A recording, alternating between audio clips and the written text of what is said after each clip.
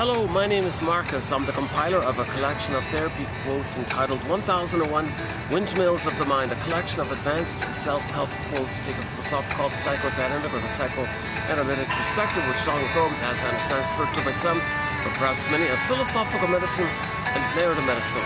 All part of the process of trying to recognize something that took place early on before our ability to know what happened, and something took place before a capacity within us known as the hippocampus comes online. And before the hippocampus comes online, which gives us the capacity to have storage, linear time, what happened, story, context, sense of time. But before all that, the baby's in a state of timelessness, no time.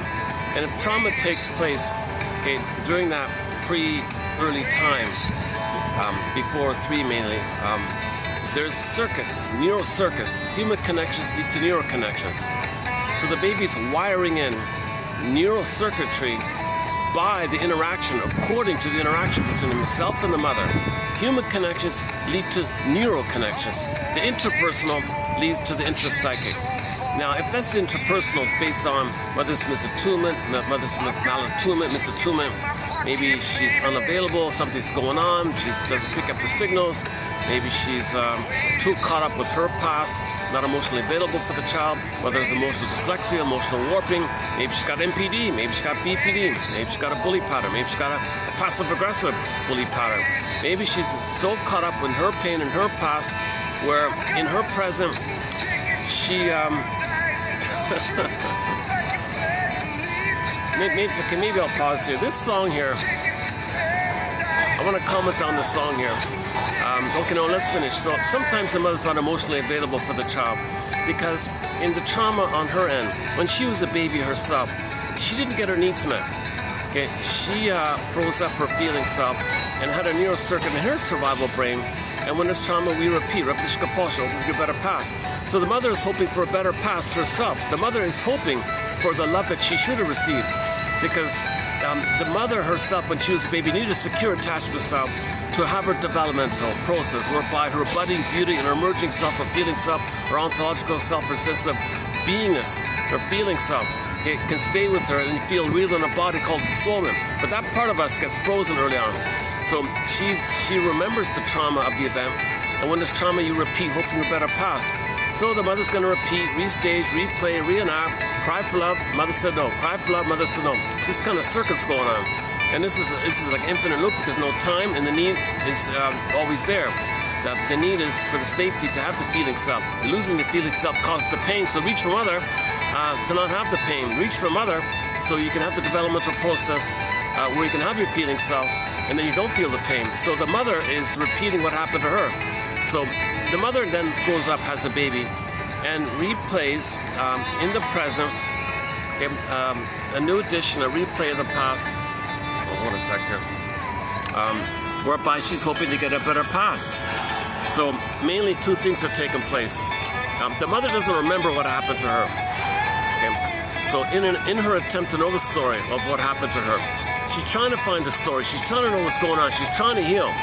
But it's troublesome because the memory is, it's the unthought known. It's known, but she can't think it. She's trying to think it. Unthought known. The trauma is unknown to her, but she wants to think it. In order to think it, she acts it out, and then maybe theoretically she would observe it and think about it and get her story that way.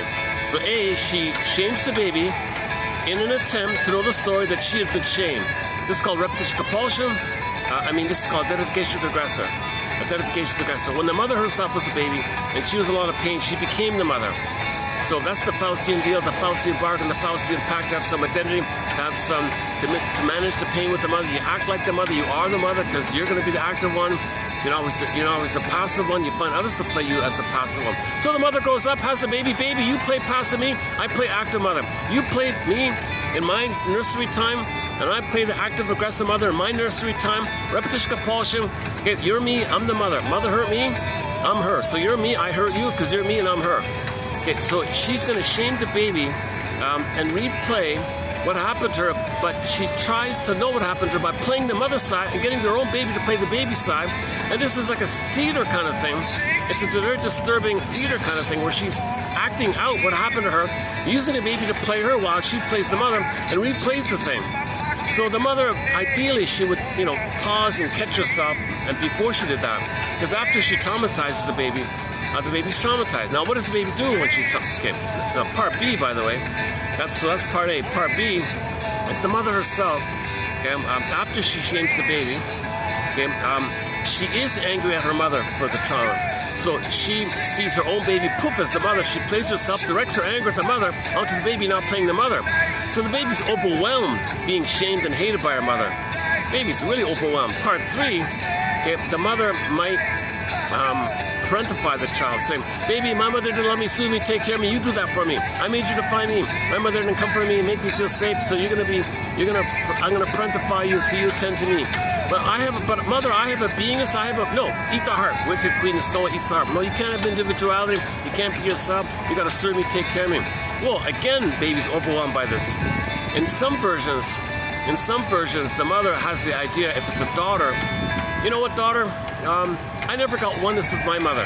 I'm going to pretend that you're me in my nursery. Okay? I'm going to fantasize you as a proxy me in my nursery, in my theater of the mind. You're going to play me, and I'm going to control you to make sure you stay in a state of oneness with me, thinking that you as me are going to get oneness. So you can't leave me because you're me trying to still get the one. So she has the hope to get oneness with the mother. Uses the child, controls the child to not leave the mother, thinking the child's her trying to get oneness. If it's a boy, sometimes the mother's a boy and says, "All right, it's a survival. I fought with my mother. It's a jungle with her, dangerous with her. I'm going to hurt you and make you think it's a jungle. And as a proxy, I'll pretend that you're me fighting with the mother to separate from the mother." Okay? So there's different versions of this. Meanwhile, whatever version is going on, okay, the child is being shamed, so the mother can know that she's been shamed. The child is being hated, so the mother can know that she hates her mother. She displaces her hand on the mother, the child playing the mother. Okay, the daughter, maybe she's being compelled to provide oneness that the mother was missing. Okay, or if the mother had a negative oneness and she wants to break free, has a boy, and it makes the boy angry, and now he's got to play a role of the angry mother, playing a substitute. The mother's a fantasy that wish she could have the power to fight with the mother. So she creates a belligerent, rebellious son, thinking that's her fighting with the mother in the theater of her mind like that. Whatever version is going on, oh cunning tale, whatever version is going on, this poor child is not being seen for who he is. His needs are not being met. So what does the child got to do here? Oh my God, man oh man, betrayal trauma, relational trauma, interpersonal trauma, developmental trauma, strain trauma, ambient trauma, weaning trauma, all these traumas are taken place. Baby's overwhelmed. So first things first, the baby, it's going to tie in with this song. Hang in there, stay with me. I'll link the song.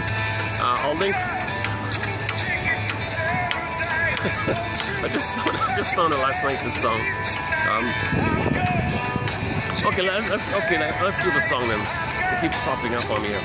So what I just completed, part 2 is up there. I just completed a 3-video special run on something out of my zone. It's very difficult material. I kind of fumbled a fair bit. It's the theory of as above, so below, in relation to, we have a real self, but then our anger in our mind is trying to communicate to the mother, but the mother blocks it, turns in on herself. But it's an oral phase, angry phase, so there's some kind of voracious greed-like thing in our mind. Okay, so we got a real self and something in our thoughts, in our memories, in our attitudes, or something that almost has like a life of its own. It's not fully autonomous, but it's kind of like a repetition compulsion of the cry for love for the mother. When the baby was crying in a rage, right? It was an SOS. Mother blocked it.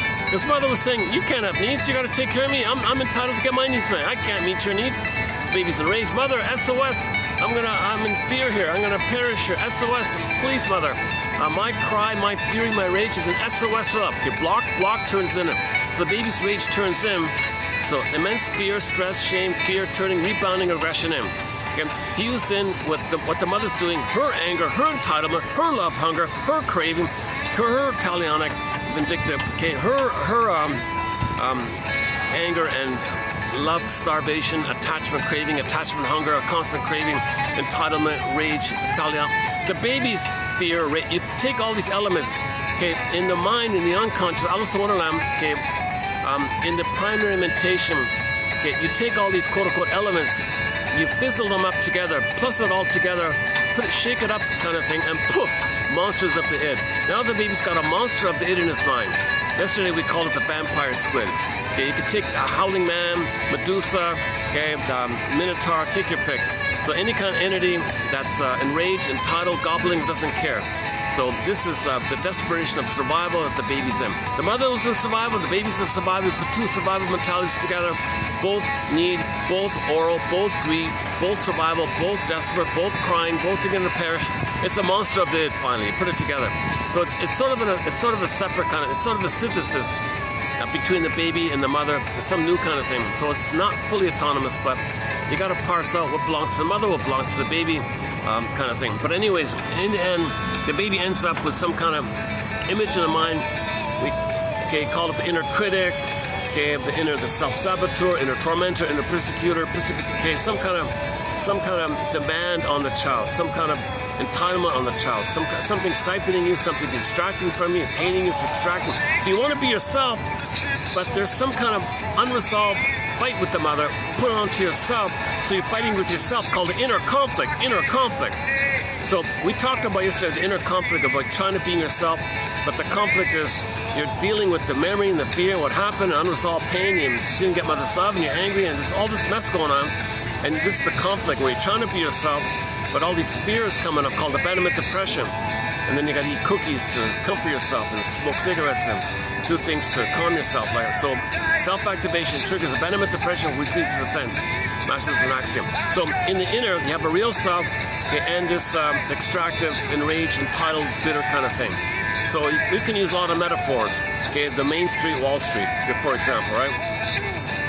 So then the outer reflection, as above, so below. On the outer world, you got the Main Street and the Wall Street. So you got the real economy that makes things, produces things, goods and services, and some kind of system out there that calculates and schemes, feels entitled to siphon, to extract. So that's the plunder system, the greed, entitled plunder system. So we're plundering the planet because that's a reflection that inside we're being plundered and criticized in our mind. So this is a tough thing to summarize. I spent 3 videos trying to run through this as above, so below kind of thing. The closest I got to it, I didn't even do it here. Go to the short section. Somebody hit a like, so maybe it's not too bad. Go to the short section in this channel. Look up the short. It's a 3-minute clip entitled "How Does the Inner Critic Function as a Short Seller in the Mind?" That's the closest approximation I can convey about this idea of as above, so below. So in the below, real self, okay, and then this psychic vampire squid you're dealing with. Okay, outer reflection, we create an outer to know the inner. We create the outer based on the inner template. We know the inner by the outer. We create the outer, we project and externalize the inner. They're trying to get our story. So we're trying to get our story of the trauma, so we create an outer. So there's a real economy in the outer. And then there's this side thing going on that's always scheming and calculating to siphon and extract. And there's all this, so we've been in this plunder mode for the past 10,000 years or something like that. Because the baby's been traumatized 10,000 years ago. But when we morphed ourselves into the Homo traumacus. So roughly 10,000 years ago, we became Homo traumacus, kind of thing. One second.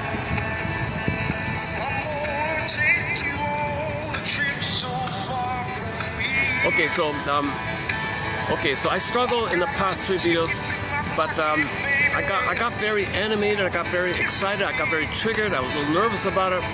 So the past 3 videos, I tried to run through what's that?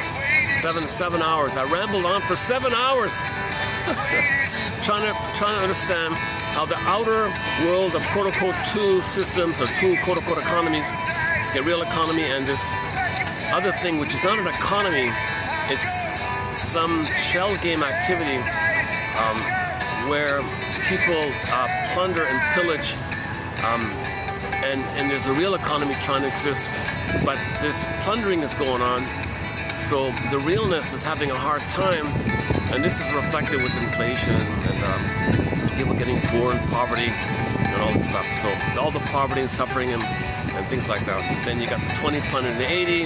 Okay, so that's and all the tricks to perpetuate it. So the aggressor is glorified as right, and you blame the victim and say they're wrong. So you use propaganda to flip and trick. Okay, because in survival you got to flip flop and duplicity. Okay, say the victim is the aggressor. Say the aggressor is the victim. You got to do all these tricks to perpetuate the thing. So we lie to ourselves. So that's propaganda. That's why nobody teaches history. Nobody teaches psychoanalysis. Basically, that's a resistance to knowing the truth. So just as there's a resistance to knowing authentic, raw, historical, we don't know it. Okay, similar, we don't really know the psychology. You go to school, study psychology, they bog you down with statistics to make up something just to distract you and take your time away. They don't teach you psychoanalysis at university. That's why Mr. Freud was so passionate. We got to teach the psychoanalytic perspective. Got to make it free, teach it. Anybody wants to learn it, got to be free kind of thing. And then they clamped it down, they twisted the translation, and it's all messed up with the translation, so they kind of block. There's a resistance. Just as there's a resistance to knowing that our mother failed us. There's a resistance. We have a resistance to knowing that our mother hurt us. The greatest hurt of all, mother failed me. We don't want to know this. Babies can't know this. We don't want to know this. There's a real resistance. So just like there's a resistance to knowing our personal history, there's a resistance as above, so below, to knowing our actual outer history. There's a resistance. Just as there's a resistance to knowing the outer real history, there's a resistance that reflects how there's a resistance to knowing our personal history. The personal history. Okay, developmental theory, Margaret Mahler. Okay, object relations theory, Fairbairn, Masterson. Okay, they're giving us like personal history. And if you don't have personal history, what do? You repeat. And if we repeat personally, then outwardly we repeat. So the end effect is more trauma, more plundering, more trauma. So there may be waves, ups and downs, but the overall gestalt is we're plundering the planet for a quick buck. Okay, play Rick Emmett's song, Big Lie. We're destroying the planet as fast as we can. We're in this blind compulsion. It's a manic chase to repeat, because when you repeat, when Pandora opened the box, a little hope popped out, right? The hope is, well, plunder, because maybe the thing you get will be mother. So you hope for a better past. You hope for mother in the past. So if you get some material, get some money, maybe that's mother in the past. So we're not conscious of this kind of stuff. So Greek myths, it's really interesting that these Greek myths, you can take any kind of psychological issue, and there's a Greek myth or a fairy tale as code for it. Myths and fairy tales are code for psychological trauma. A major thread in our collection here is psychological myths and fairy tales. We covered the Odyssey and the Restia and so many. Oh yeah, okay, the song here. 2 tickets. I haven't really heard the song since I was a teenager. My goodness. The funny thing about this song I'm playing here is I spent in the last video, I was talking about money, right? I said the word money in the camera because I was playing a song called Money. Oh boy, I wonder what tomorrow the beat's gonna show up. Money. So I played a song in the last video called Money. It's by an Inuit band called Uvavut. In the Inuit language, the word money is Kina Jack or something, Kina Quad or something. Now Beatrice Deer, who's a musical voice in our soundtrack, did a cover of that song, and I played Beatrice Deer's cover of this band Uvavut's song called Money. So I was talking about it in the camera about money. So, and then when I got home last night, I turned on the camera, to upload the film. And the first thing I saw on there was a news item about Eddie Money, the singer, Eddie Money. Oh, you gotta be kidding me. I totally forgot about him, right? So he was a 2-hit wonder back in the 70s. He had 2 major big hits. We heard it on the radio all the time. He's a rock star just from 2 hits. Anyways, the feed was, oh, news. This bluegrass country kind of band did a cover of Eddie Money's song, 2 Tickets to Paradise. I thought, you gotta be kidding me. Because I spoke about money in the camera, it showed up on the feed, the latest news about money. It's a nice little, fun little song. Very simple song. And it's an emotional song. That's why I made a big hit out of it. And his second big hit was called Baby Hold On, about a familiar thing where a boy might not be successful, but he loves a girl. Oh, come on, girlfriend. Money's not everything. Money can't buy happiness. Just stay with me. Hold on to me. Maybe we'll get lucky. Maybe we'll be happy. Whatever it is. Rich or poor to stay together. Baby, hold on to me. Baby, hold on to me. And she's sensing, I don't think you're too success-minded. Oh, forget about that. Just hold on to me. Maybe we'll be successful. Things are getting better. Come on, hold on to me.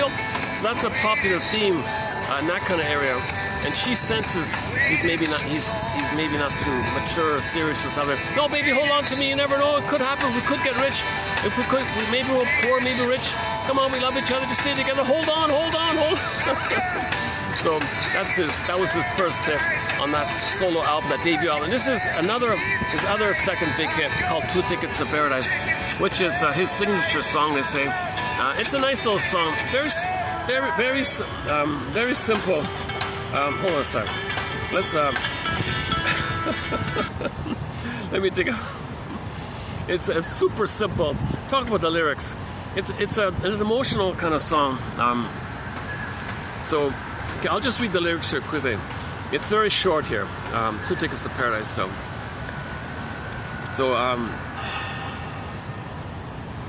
let me first put my first impression of what the song was about. Imagine a couple, hard-working couple. They never had a chance to go on any kind of holidays. Okay, she had a hard job and he had a hard job, and they could never go anywhere. They had to raise kids and all that, pay the mortgage and all that stuff. And so they had a long, hard kind of quote-unquote donkey life, drudgery kind of life, suffering. And now they're kind of getting older kind of thing. Maybe the kids went to college, they're off. Maybe they paid off the mortgage. Now there's some chance, have a little break. So as a surprise, the husband comes home and says, hey, darling, dear darling, I've got a surprise for you. Something that both of us have always wanted to do. Oh, darling, we've waited so long. Decades and decades. We didn't have any fun, right? We waited so long. I'm going to take you on a trip so far away from here. I've got 2 tickets in my pocket. Now, baby, we're going to disappear. We waited so long. Darling, I've got 2 tickets to paradise. Won't you pack your bags? We'll leave tonight. I've got 2 tickets to paradise. Let's go. Why? We waited so long. So it's a nice little song. So that was my thought about it. So it's a universal thing. It's a universal thing that if you're in stress and you get some relief, you go to a nice, beautiful place. Maybe they're in a small town, mining town, I don't know, or maybe, and they're gonna go to Hawaii or something. We're gonna go to Hawaii or something, whatever it is, right? So it's like a touching kind of thing. They've been together all these decades, and now they're gonna finally be free a little bit, have some stress release. So you can like that. And I heard the interview. Apparently, it was about he wanted to take the girl to a nice place or something. So the feed last night was when I got home, talking about money on the camera. I come home. The first thing it says, "Oh, here's a cover of 2 Tickets to Paradise by the singer Eddie Money." It's not his real name. He changed his name to Eddie Money, right? So this is the song.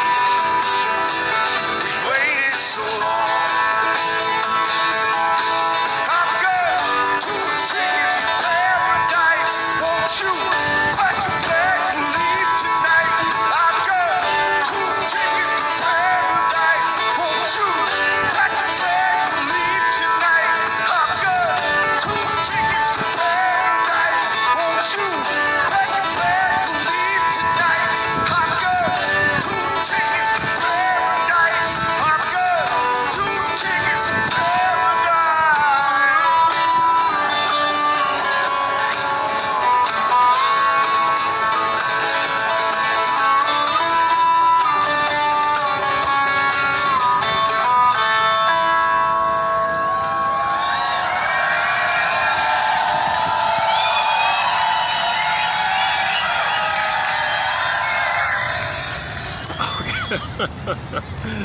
I just thought it was funny. So the AI is pretty simple-minded, right? I'm talking about the money, and it's oh, there's a musician. His name is Money. Are you interested in that? Oh, for Pete's sake! so the AI is pretty simple, actually. So I'm assuming this will get through. This is a live concert by this country, like a they call it a bluegrass band or something. Never heard of them, but a nice little song. And that other song, "Baby Hold On," yeah, we heard these 2 songs on the radio ad nauseum. You change the channel, you hear it again. We've heard it so many times, right? And the other one about the playboy trying to persuade his girl to stick with him. Baby, hold on. He's a notorious. It seems like he was a teenager playboy, kind of Don Juan type himself. So he wrote 2 big hits and then partied the rest of his life until he dropped, kind of thing. So he's a classic Don Juan, I guess. I haven't heard him speak. I don't know. I'm just kind of guessing out. They say he was an addict and a user, had to go to rehab and alcohol and substance abuse and all this. But so he never really looks like he didn't grow up or something. Common kind of thing. But anyways, but the first hit was should we play it as well? I have it actually. Baby, hold on. One second. So imagine a charming boy trying to persuade a girl to stay with him, and she senses this guy's not going to make much money. He's not too serious or too organized or doesn't have a plan or something. No, baby, hold on, you don't know that. Come on, money doesn't buy happiness. We're together. I mean, he's kind of true. What he's saying, you can't really argue too much with what he's saying. The question is, does the woman believe in him? Does she really love him? And is that the case? So it could be a bit of a test on his part. But she said but he said, I heard you spread rumors about me that you think I'm a playboy or something. That's not true. I'm not a playboy. Trust me. Come on. I'm crazy about you. I'll do anything for you. Come on. What's this? You think I'm not serious? Come on. Baby, hold on. Come on, hold on. So she senses he's not too serious. And he's trying to persuade her. Don't follow reason. If you're happy with me, stay together. Hold on. Who knows what'll happen? Maybe we'll make it. Maybe we won't. You don't know, right? So what's she supposed to do? Does she love him that much to take that kind of risk or something? Can she support his dreams? Can she support his whatever his dreams are? It seems like he, really wants to have that kind of euphoric support like that. So he might, in a way, sometimes he wants her to mother him while he tries out his various experiments. And you're like a little kid. I gotta support your experiments, and maybe you'll be successful, maybe not. I'm not sure. I don't want to be your mother to a little boy. Oh, come on, hold on. So there's a little resistance like that, right?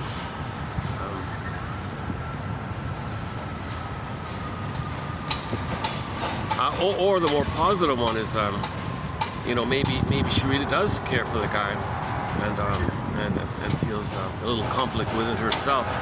And maybe he's right. Maybe they do love each other, and she should follow her heart and don't focus on the relationship being on some kind of condition of some kind of guarantee that she'll get a fancy house or something like that.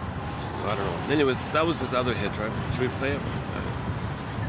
When I heard, I haven't heard this song in 40, 50 years. I don't know how long, decades. I haven't heard this song in decades. Now this will probably be trimmed out or copyrighted. So if you notice a skip, it's because, Well, if you're about to notice a skip, it's because I'm now going to try to play a very popular pop song back in the 70s called Baby Hold On. If that's the case, that means click, the song's over, and now I'm so you'll hear some kind of click after the end of the song. So what you're going to hear is I'll be saying something following the end of the song. Okay. So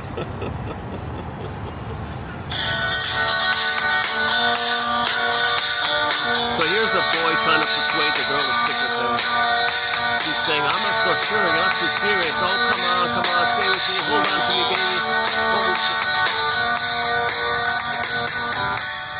Baby, hold on to me. Whatever will be, will be. The future is ours to see. So baby, hold on to me. Baby, what's these things you say about me, behind my back? Is it true you might want a better life? Is it true you think this is things I like? Think about it, baby. I'm gonna take you to the top. So baby, hold on to me. Whatever will be, will be. The future is ours to see. When you hold on to me, hey, you know the future's looking brighter every morning when I get up. Don't be thinking about what's not enough now, baby. Just be thinking about what we got. Think of all my love now. I'm gonna give you all I got. So baby, hold on to me. Whatever will be, will be. The future is ours to see. When you hold on to me, rich man, poor man, really don't need no love. Mama's always told you, girl, that money can't buy you love. So baby, hold on to me. Whatever will be, will be. The future is ours to see. When you hold on to me, baby, hold on to me. Whatever will be, will be. The future is ours to see. When you hold on to me, I said, hold on, hold on to me tight. I'm never gonna leave you now. Can't you please believe it now? Never gonna let you go. So hold on to me tight. Baby, hold on to me. Whatever will be, will be. The future is ours to see. When you hold on to me, baby, hold on to me. Whatever will be, will be. The future is ours to see. When you hold on to me, hold on. And yeah, so if you just notice the skip, I try to play the song by Eddie Money. So that this will really wrap up the topic on money, playing two songs by a singer who happens to call himself Mr. Money. I heard the interview. When he started out, he didn't have much money, so his friends teased him and called him, "Hey, how you doing? No money, Mr. No Money." And then woof, overnight he became a multi-millionaire and all this. He never had to work again. And all the other albums were duds. He never had any other follow-up hits. I think at the very end he had a minor hit at the very end, like a minor one. But he's just a two-hit wonder, this guy. But so it's kind of amazing how two songs But the Tickets to Paradise, yeah, it's it emotionally conveys the stress, and then the relief. So there's a song about that. You know, it's like who's not gonna like that? Who doesn't want the fantasy of the relief? You know, it's kind of you know, it's a common mechanism. You feel tension, you want relief. So he describes the tension, and there's the relief. Paradise, what a relief! Paradise, oh my God, heaven, paradise. That's a relief from the stress you're feeling, right?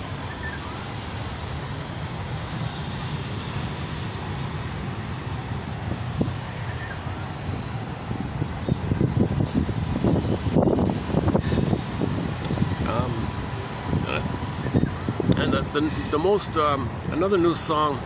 Well, those two songs are not going to be on our soundtrack.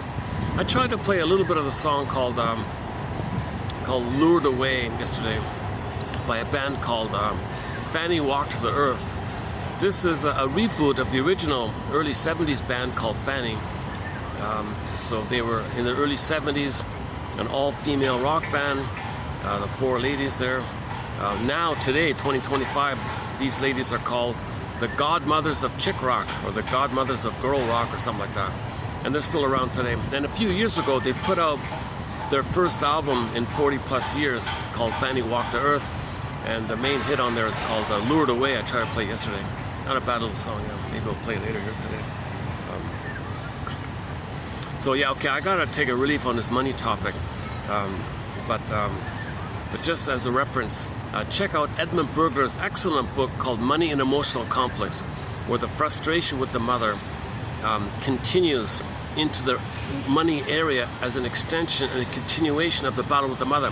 So using money as a stand-in for your frustration with your mother, or money's mother basically, or money's symbolic mother, you're fighting with mother, if that's the money neurosis, the neurotic use of money, dysfunctional use of money. So greed's going to be there, of course, entitlement and stinginess, and you know, all these examples. So we covered a few quotes a few months ago from that book. So we do the spendthrifts in there, and the bargain hunter, the ambitious success hunter, one guy, and you know, the bargain hunter one was the guy had to haggle at the market. He felt entitled to squeeze and extract money from the vendor. So he demanded and argued, give me a discount, no, give me a discount. He was obsessed and felt angry and entitled to get a discount. So it was a little disturbed like that. We can all haggle a little bit, but he was a little over the top like that. They call him the bargain hunter guy. So, and one vendor was so fed up, he sold it at a loss. He felt victory. I got mother. I got money. I got love from mother. Money from the vendor. So the vendor was symbolic mother. He wanted to extract, squeeze. Come on, give me. So this is a money neurosis. Yeah, this kind of exaggerated, entitled, demanding bargain hunting kind of thing. That's just one little example like that. So excellent book, Money and Emotional Conflicts by Edmund Burglar, one of our mentors. You know, okay, I think I'm coming to a conclusion around why Edmund Burglar's material is kind of shadow banned or something. Most of his books are available, not all of them, but most of them. It's got to be this whole LGBT thing. Now, we don't cover that topic here. I don't even cover his books on it. This is not a topic in our collection, the LGBT stuff.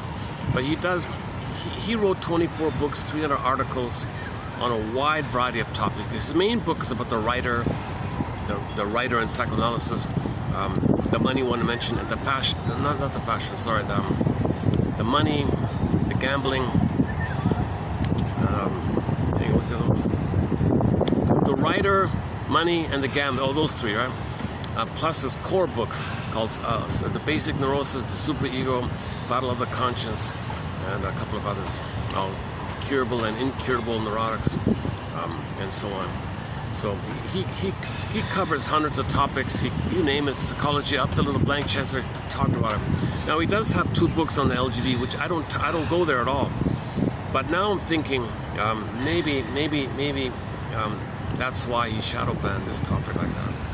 And this is the only channel that posts quotes from Edmund Burglar. I'm the only one that mentions his name, Edmund Burglar. Oh, for Pete's sakes! Ban, beep, beep. Don't mention it, right? So that's a really troublesome thing. So he discusses the traditional psychoanalytic perspective and that kind of area, which I don't want to enter into because there's so much going on with that. The only thing I posted was by chance.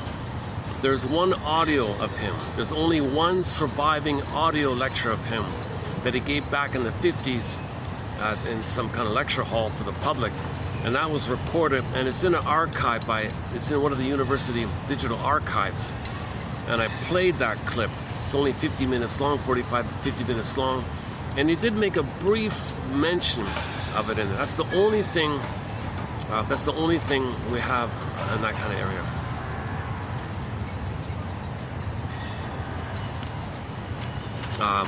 So if you want to hear it, go to Buffalo State University digital archive section, type in burglar, you'll find it there. It should show up. Hopefully it's still there. Oh my God. If you can't find it, if they pulled it down, even that, oh my God, Jesus Christ. There's a copy of it. Well, I posted a portion of it in our channel here. I don't think I've ever played the whole lecture here. I just played a few snippets of it. I was mostly focused on the psychic masochism, that idea, how the baby libidinalizes or sugarcoats the pain as a strategy to deal with the pain. He sugarcoats it, but the sugarcoating is the hope, and the hope is the sugarcoating to bury the pain. So you always want to blip up some chemistry of oxytocin and serotonin above the exaggerated set point of too much stress, adrenaline, and the dopamine is the hope one. So you're always in chase mode, dopamine for the chase, and the hope because something symbolic can give you the fantasy of mother, or it can give you some chemistry of mother, some chemistry of safety and love. So you want to blip it up, chase, blip up, chase, blip. The pain is always too high, so you got to chase, blip up, chase, blip up. So this whole dynamic where the chase is, your focus is on the chase, to not know that in trauma, the set point of stress and adrenaline and the dopamine is too high, and the oxytocin for love and the serotonin for pleasure and safety are too low. So you're revved up with too much stress in the mind, and that's why the dopamine's there to hope to get mother to calm you down. But the hope is just symbolic. It's never real. Hope again, never real, hope again. So you got to constantly stay in this hope mode, called the dopaminergic mind, dopamania, dopamaniac, dopaminergic brain, we called it.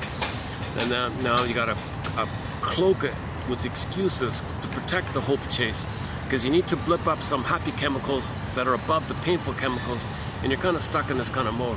So he talks of, that's his theory about psychic masochism, that when the baby had to freeze up his feeling self, his feeling development got frozen, so things went flat. One metaphor is the pin goes on the collar, under the collar, emotional body goes flat.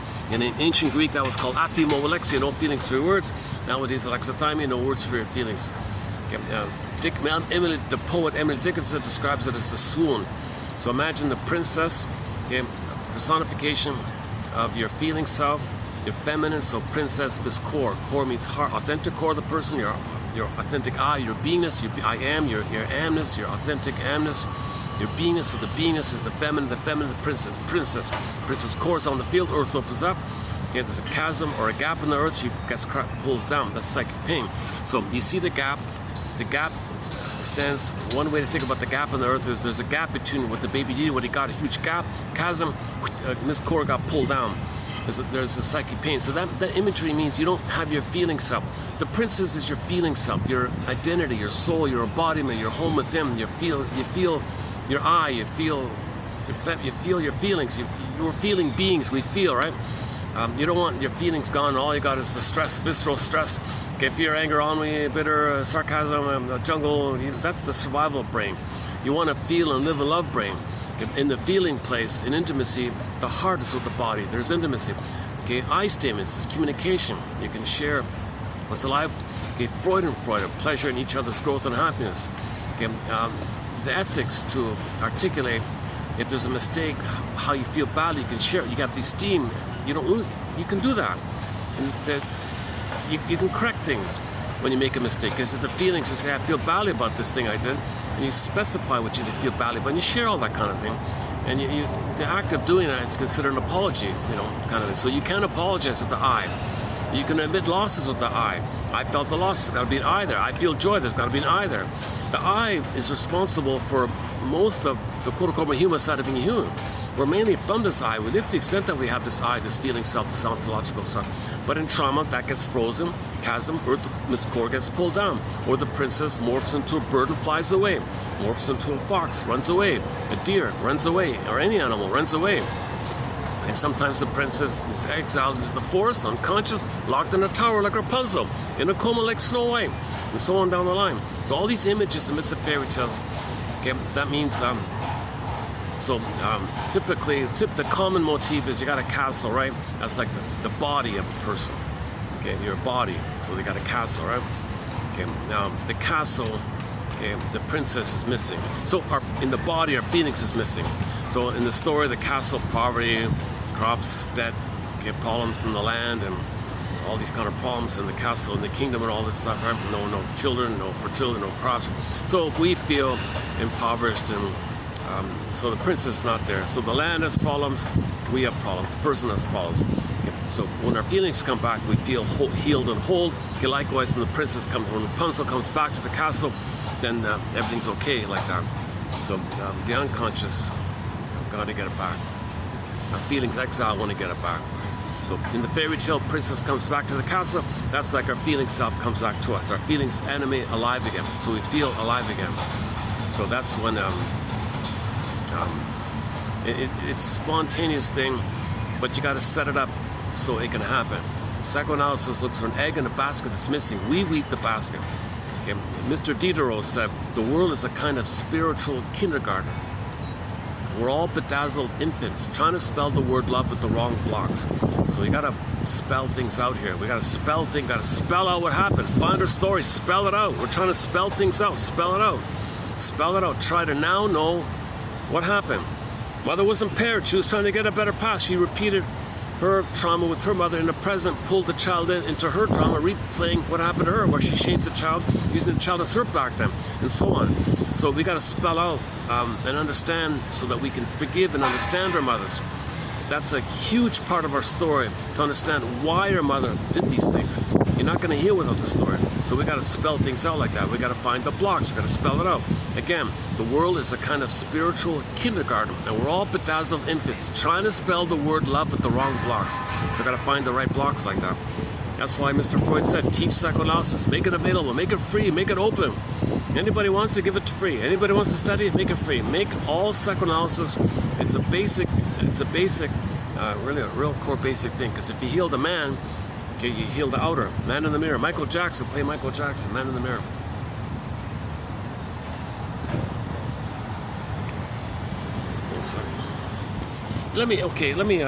Let's do this. Let me play an, yesterday I tried out a song by that Fanny, oh yeah, so the girl, the godmothers of chick rock, right? So a few years ago they came out with their comeback album. After 4.5 decades, they came back with a comeback album called Fanny Walked the Earth. And the main song on there is most people say they like the second one for the Women's March movement or something. That's okay. I think the first one's not bad. This one here, Lured. So let's play Lured Away, the first song, the first track on the album. So I'll just take a 4-minute break here, and we'll come back with the quotes here. Okay, it's sort of a half country, half pop, sort of half and half like that. At first I didn't quite like it, and I heard a second time, oh, okay, it's not so bad, yeah, okay. I wanted to like it, so I listened to it again, oh, yeah, okay, it's not so bad. The backup singers is the strength of the song, but it's okay. All right, so here's the band called Fanny Walked the Earth, which is a reboot of the original 70s band simply called Fanny. Lured Away here. So I'll see you in 4 minutes.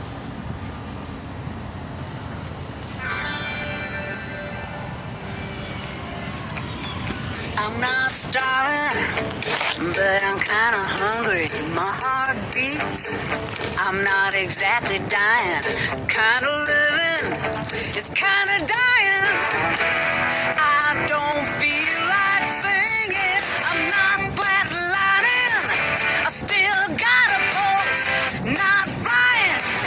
not good enough, nothing's wrong, that ain't right. You don't hear me laughing, I'm in my change is gonna put you through. Lured away, story is the same, being good is nothing new. This dim lighting, it's a black hole. I'm coming to, time to fully wake up. I gotta burn, don't wanna give it up. Maybe I'll start sleeping at night. It's fucking scary, I kinda like this. Nothing is normal, no problem with that. Got all these questions, I really like that. Now I feel like singing, I've been lured, yeah. Change on you, lured away. Sorry for my change, for what it's gonna do to you. I've been lured, I'm taking all lured. There's nothing that you did or didn't do. Lured away. Now everything is changed, 'cause I've been lured, yeah. I'm not starving, I'm still kinda hungry, kinda living, it's kinda dying. I didn't plan it. Damn it, oh man. Watch me fly and I'm loose. I swear if this is it, I hope that you would follow through. Lured away. If I were a better man, would I be lured like this? To begin with, lured is bigger than I am. There isn't anything that I can do. Lured away. If things remain the same, I'd be hating who I turned into. I've been lured.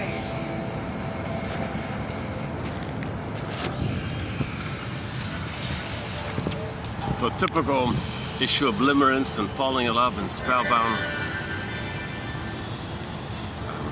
So they both fell in love at first sight kind of thing, but they're not conscious. So we talked about this limerence topic yesterday. Let's not do it this time around here. Okay, let's run through today's quotes below here.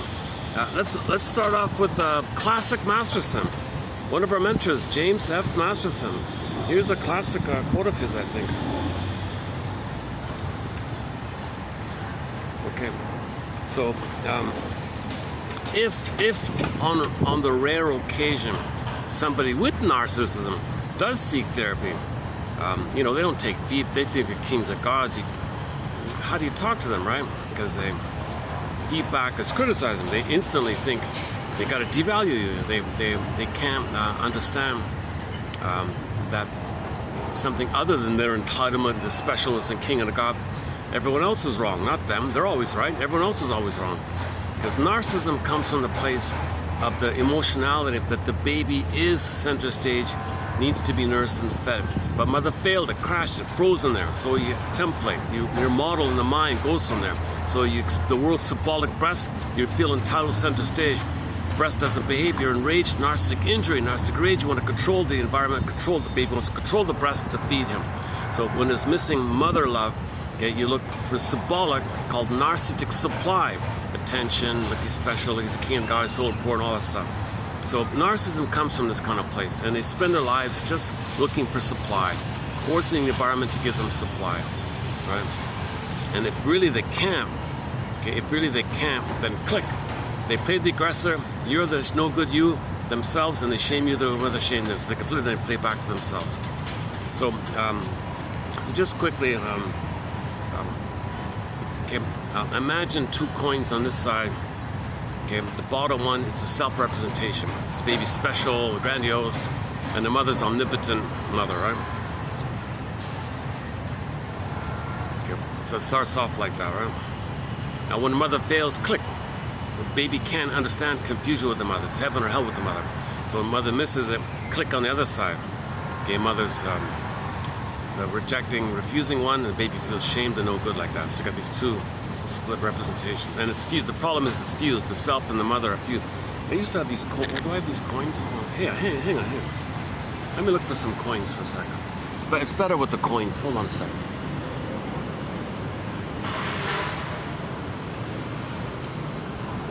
Okay.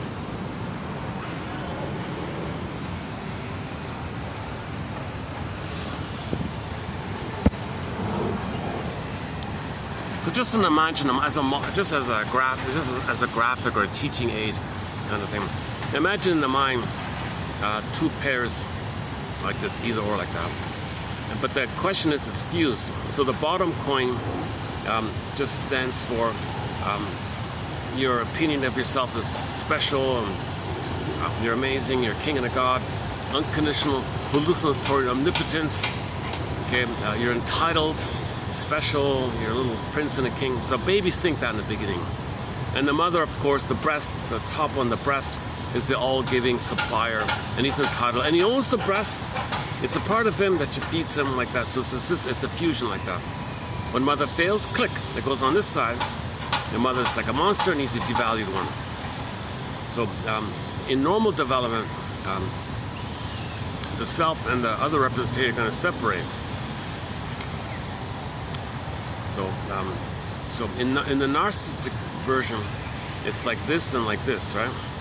Later on, between 18 months and 36 months, there's some differentiation between the two, and it's like this and like this. So it's a little better off because you have some separation.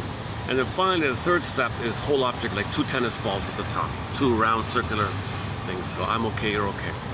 But in the beginning, it's fusion. So baby and the mother are one, fused. So narcissism comes from this fused kind of place. And all the string of personality patterns of trauma before 18 months operate from a fundamental fusion issue. Now, limerence is going to come from here, right? So baby's in a paradisical state like that. Okay, so in the typical cookie cutter narcissistic type, their investment is still in that original sense of self. Mother didn't squash that. So they still have that sense of king and a god like that. So their investment, their emotional cathexis is with this self-representation. So that means in the model, they're one with the world, and the world's the breast that you feed them. So that's your cookie cutter narcissism. The world owes me living. I'm entitled. You should get it. It's mine. I don't care about you, because the baby can't care about the mother. The world is just supposed to serve them like that. Okay, now, if by chance the world doesn't, they'll be enraged. They'll try harder and harder. They'll use all his tricks and charms, whatever. If it still doesn't work, okay, click. It goes to the other side. But he doesn't play the shame self. He doesn't play himself. His energy fuses to the mother's side. His unloved shame self that he's feeling now, okay, he sees onto someone else, says, you're no good. So he's the devaluer. And his devalued self is projected onto someone else, externalized to someone else. So he just kind of flips back and forth between a special self side and the devaluer mother on that side. Some people are stuck on the devaluing side. That's called the devaluing narcissist. If they're mainly there, they're always negative like that. That's the devaluing narcissist. Now on this side, sometimes the mother crushes the baby's granddad. Who do you think you are? It's like it's over the top. Then the child's investment is on the mother, on the other. That's the voyeur narcissist, or the closet narcissist, or the idealizing disorder of the self version, whereby the person basks in the glory of other people's narcissism and they feel special by doing so. So these are the people that feel special when they idolize someone like that. So the investment is in the other and they want to bask in the glow of the other, right? So they often make a good match in a way, a neurotic match, like complementary match, right? The closet narcissist marrying the overt exhibitionistic narcissist, also known as the arrogant entitled, the arrogant hostile. Karen Morai calls it the arrogant vindictive. That's maybe like more like the bully area. Okay, so if by chance somebody with narcissism, by the way, so those are three just mentioned. The cookie cutter one, the exhibitionistic, okay, arrogant, entitled, or arrogant, vindictive, or arrogant, hostile. Okay. So they boast openly, don't care about you, only about me. Who cares about you? I'm entitled. We know. We're bombarded 24/7 with the attitudes of jungleism, right? The slogan of jungleism. It's a jungle. I'm gonna survive. It's only about me. I don't care about you. This kind of thing.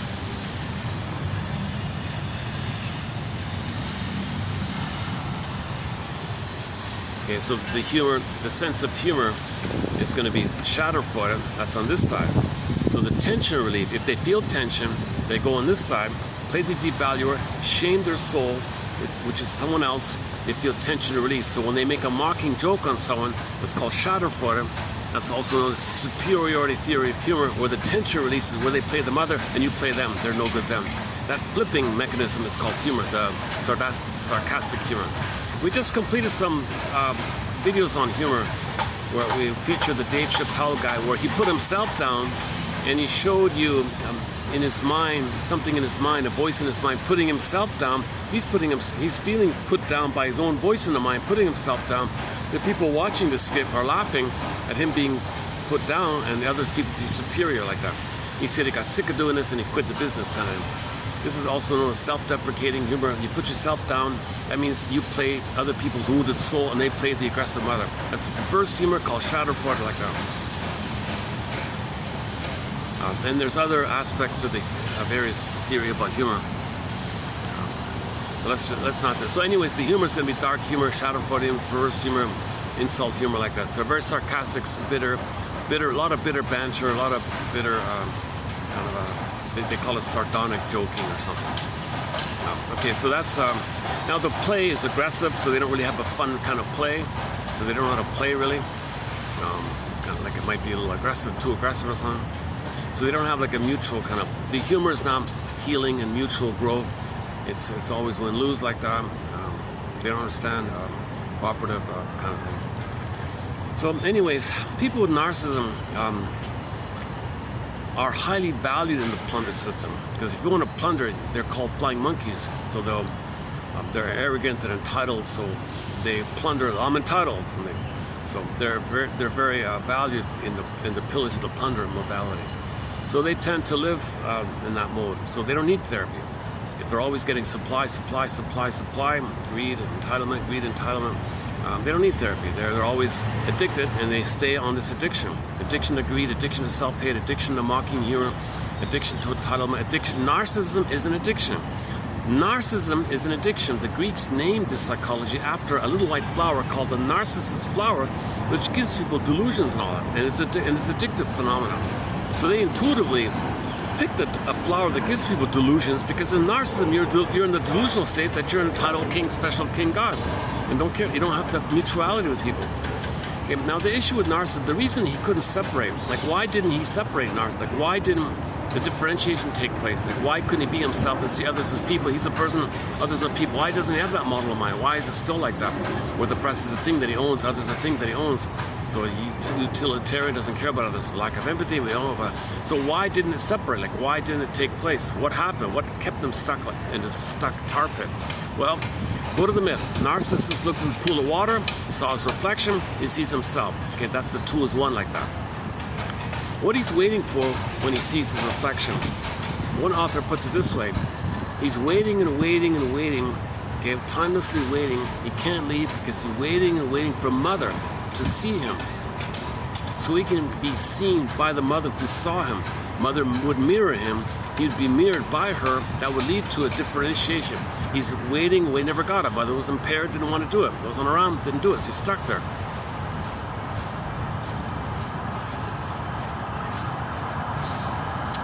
By the way, the narcissist personality structure, there are a variety of forms of it. The passive-aggressive narcissist, the waif narcissist. My theory about the waif narcissist, it's on this side. Instead of being the devaluing one on this side, they're the no-good one all the time. So they always feel like the hangdog look, the shame look, the waif one, right? I'm no good, I'm always no good, I'm a defector, no one loves me, that kind. So that's the waif narcissist. But they feel still like a deflated on the deflated side, a mother attacking the baby. They feel that kind of place. They don't become the aggressor, they just stay themselves. That's my theory about the waif one.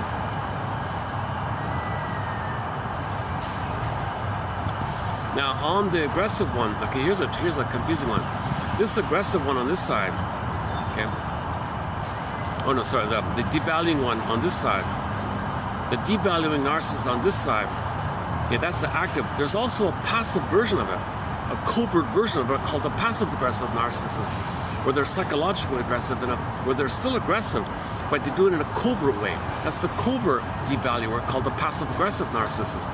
So the passive aggressive narcissist, okay, okay, that's the whole. So there's a open a door, and there's a 10-hour video on passive aggressiveness.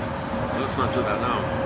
Okay, you can go to the book called The Angry Smile by DeLonge, Mr. Scott Wetzler's book, Passive Aggressive Man, and we have a lot of good quotes on it. So passive aggressiveness is not so much by what they do, their aggression is more by what they don't do. Like they'll say all these nice things, but they won't do it. They won't follow through, they don't cooperate, they covertly won't cooperate. They'll overtly say they'll cooperate, but they'll covertly not cooperate. Lateness, deliberate inefficiency, sin of omission, misleading, set things up. They do these covert things that are annoying. They don't want to cooperate. They're angry, like that. So the world is the perpetuated demanding mother. They want to fight back with the mother, so they fight back with everybody in a passive way. The baby learned that the only way they fight back with the mother is by getting sick. That was a passive thing. They backed off their mother when they got ill, so they want to make others angry, thinking it would make them ill if they got angry. So they make others angry. The prototype is they got angry, and so much anger rebounded, they got ill. From their own anger turning in, they got ill. So they always make others angry as if to make them ill, but other people, there's a limit. Other people just simply get angry. So other people feel angry around them, and they feel the power of that. They enjoy that. Oh, you're angry? Good. I got my anger out. That's evidence that I fought back with my mother. So they're still fighting with the mother in the passive aggressive. Again, that's a 10-hour video. Man, oh man, we got a lot of topics, and each topic opens the door for a 10-hour track. That's a 10-hour one as well. Anyways, whatever. You got the turtle narcissist. Okay, the turtle narcissist. Okay. A variation of the exhibition is the Don Juans and all that. Okay, that's another one there. Whatever form the narcissism takes, whatever flower of narcissism it is, okay,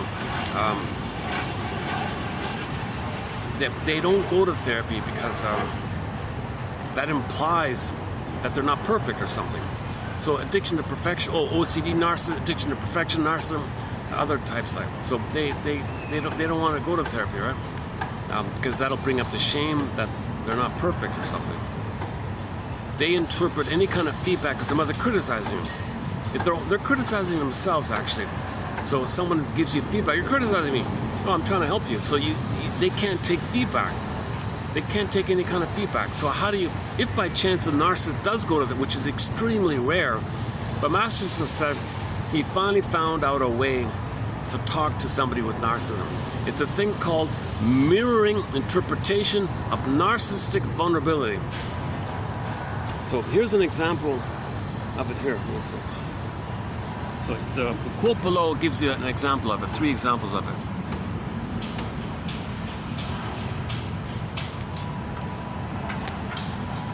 By the way, normally in therapy, when people have some differentiation, so the codependents and the pleasers and the cookie cutter neurotics or dysfunction, they're not happy in life, but they don't attack others. They're just foolish children who don't know how to live, problems of living kind of thing. You can confront them, you can say it directly, you can give them feedback. That they like that. They want the feedback. That's what they're missing. They want the truth. They can handle the truth. So you can be a little more active in what you say like that. With narcissism, whoa, they're so triggered, they're so hypersensitive trigger, you can't do that. So that's why Masterson says if the psychic structure is have some differentiation, you can do the regular things, but if it's fusion with them, you can't do that. So you got to do what he calls mirroring interpretation of narcissistic vulnerability. You got to say it nicely, So he's the master of it. So anyways, let's just read the quote here, give you an idea. Okay. Okay. So his client here, the woman, she continuously, this woman, my client here, continually focused on the other because focusing on herself. You see, in narcissism, you can't focus on others because the baby is waiting for the breast to feed them. The focus is on the other. It's always on the other, waiting to be fed. The baby wasn't fed. We don't just mean milk for survival. We don't mean physical survival. We mean emotional survival. We mean like a feeling survival, a feeling of safety and trust in your mind. That kind of emotional feeding, right? So you're always out of focus, waiting, like in the myth, waiting for mother to appear to see you, called mirroring. Mirroring is not just mother sees you and you see that she sees you and you see that she likes you and you like yourself because she likes you. We don't just mean her attitude. It's all of the maternal activities that mothers do with the babies. Attunement, sweetness, rhythm, picking things up. I see what you're saying, baby. I'm going to make the adjustment. Well, so he has the wiring in. He's upset. Mother soothed him. Wired it. He can soothe himself. Those kind of more deeper things, right? Also known as mirroring or soothing. Okay, she continually focused on the other because focusing on herself, so that's what narcissists, they can't focus on themselves. They can't look at their contribution to any kind of problem. They can't look at what they're doing. They're never wrong. They can't think that they're wrong. They can't think that they contributed to the problem. If they do, it's cynical. They'll say it in a cynical way. They don't believe it, right? They'll use the idea. So they're always center stage, and they got to be seen in the king-like status, right? So if they're meant to be center stage, hey, all right. Oh, one of the cats. Oh my goodness, we haven't seen this cat in ages. Oh my God, that might be a different one. Oh, that's a different one. Oh, that's a different one. I don't know this one. Hold on, let's see if we can get him.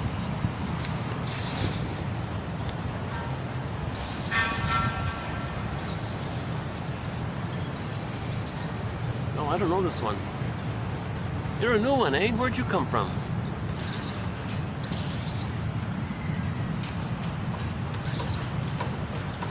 Wanna come say hello? Well, that's a new one. What are we gonna call you? The orange cat, huh? Where'd you come from, eh? Look at that, eh? You might be a house cat, huh? Oh, all right. Okay.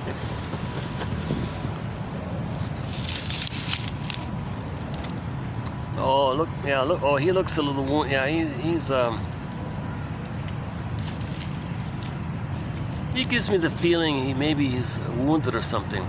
Maybe he escaped the home. Maybe he's got some problem. Maybe he escaped or something. Yeah. He looks a little wounded.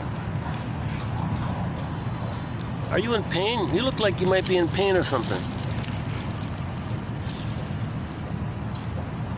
Or you just maybe just sleepy. You just want to sleep or something.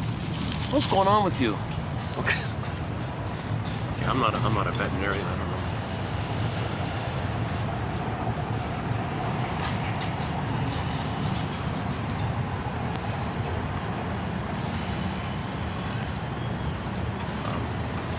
Well, let's go back to Masterson here.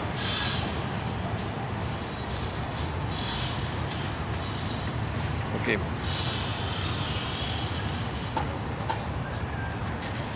So in therapy, you want to help the person to notice their contribution to the problem. What are they doing that's causing the problem? What are they repeating? What are they recreating? What are they orchestrating? Okay, because they're replaying the past. They don't want to know that. They don't want to face the truth about the hurt them, and they're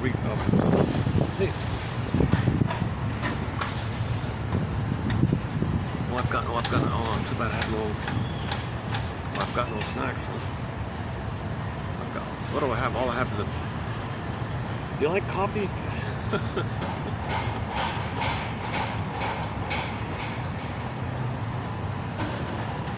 There might be a little bit of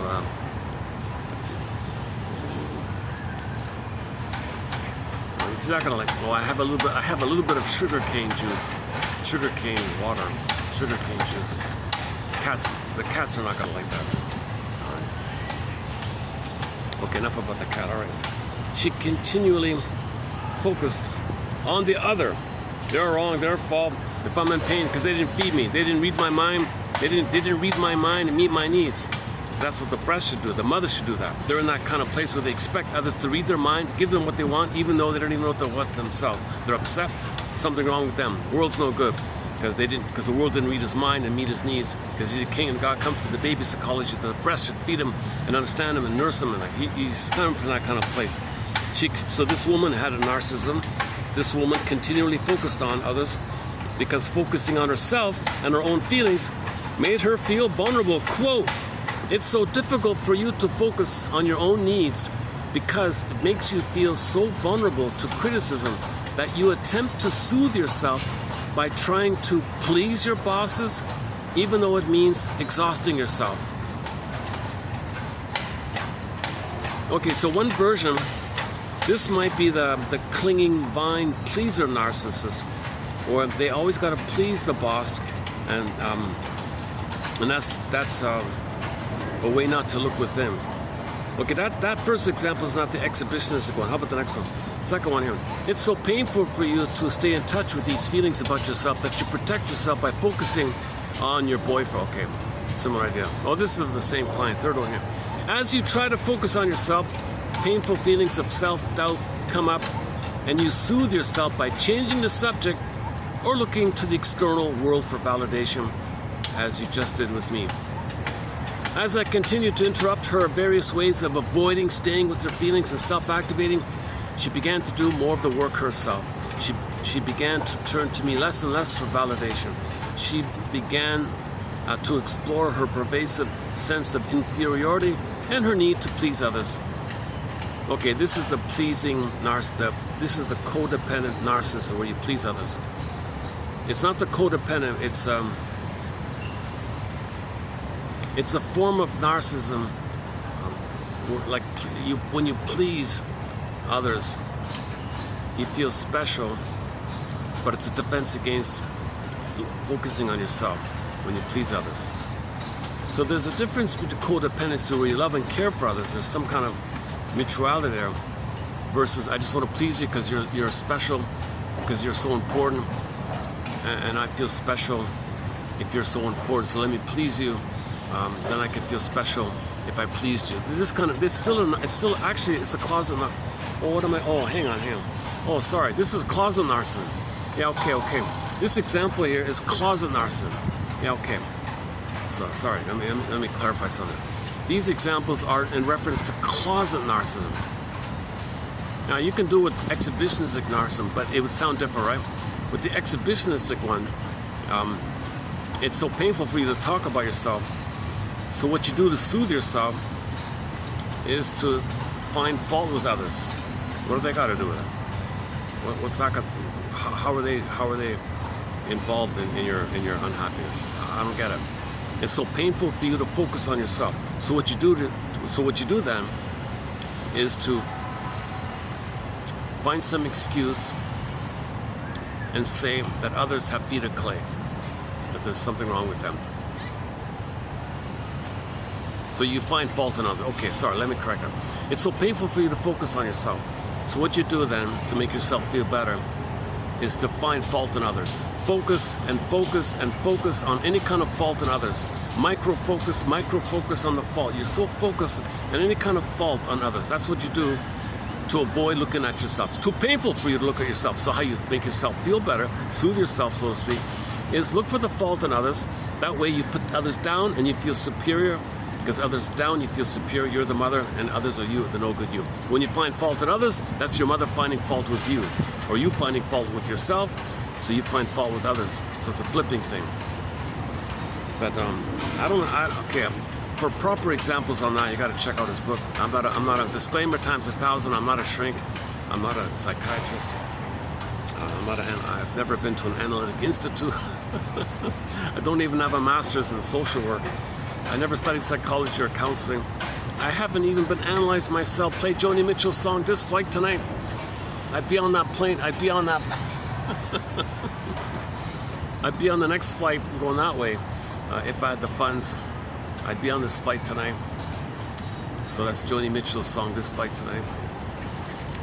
By the way, I talked about Gordon Lightfoot's song, the Canadian Railroad Trilogy, yesterday. I didn't post a short on it, but man, oh man, there's a good example. There's a good example of not knowing history. Man, oh man. So the truth of the building of the railway from coast to coast across Canada, okay, there's a truth there. 21,000 people made it. People who were impoverished.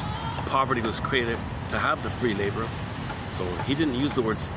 He said slavery. I don't know if it's the right word to use, but it's a form of. He had another term, which I also am not sure if you can use it or not, but basically, 21,000 quote-unquote slaves built the railway.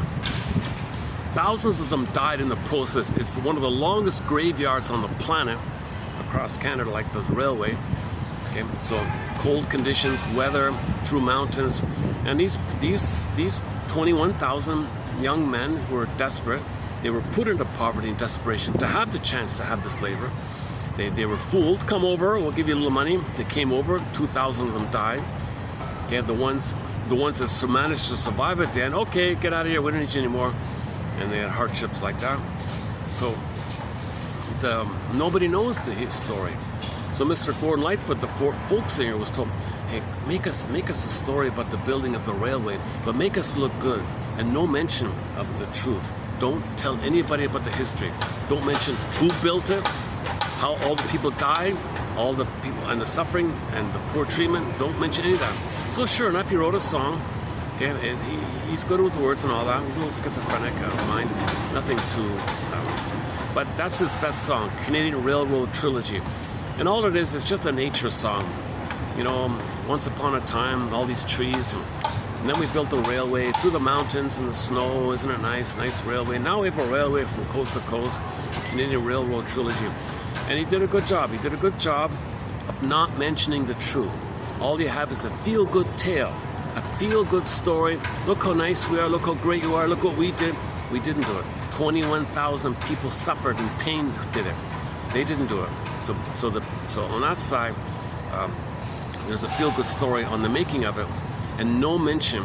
In fact, you even blame the victim by not even mentioning them. You don't even mention them.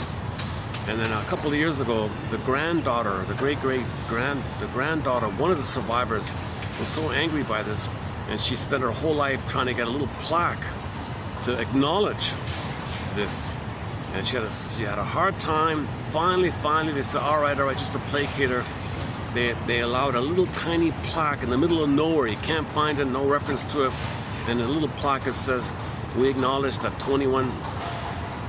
I don't know what the number is. I've seen different numbers. The one version said 17,000.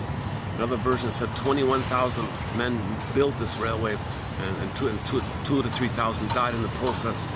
Every kilometer, they said, there's the poor man's bodies there, the bones.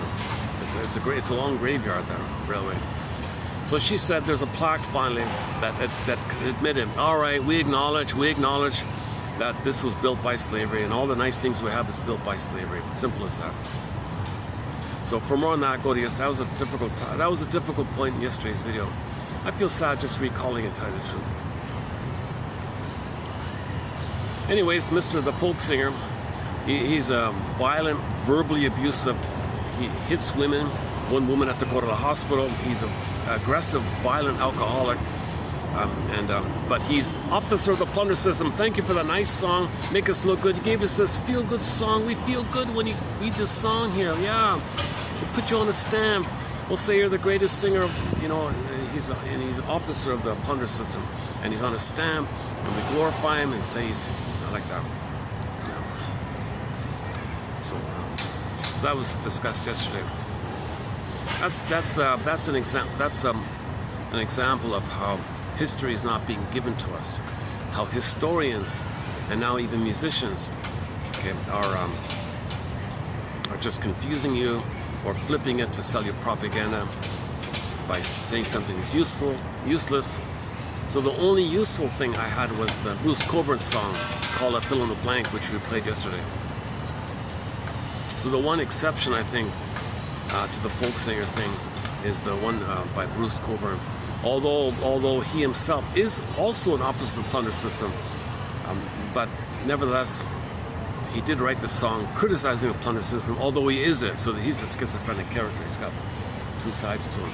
It'd be interesting to know at the end of life, what he says at the end of life. Like, what the truth usually comes a sort of the doorknob moment at that deathbed confession. What does he really feel? Is he really that? Did he never heal and have developed feelings, or is he still embittered at what happened to him? If he's still embittered, then he'll maintain the prejudice side. If he found some feelings, he'll maybe convey that.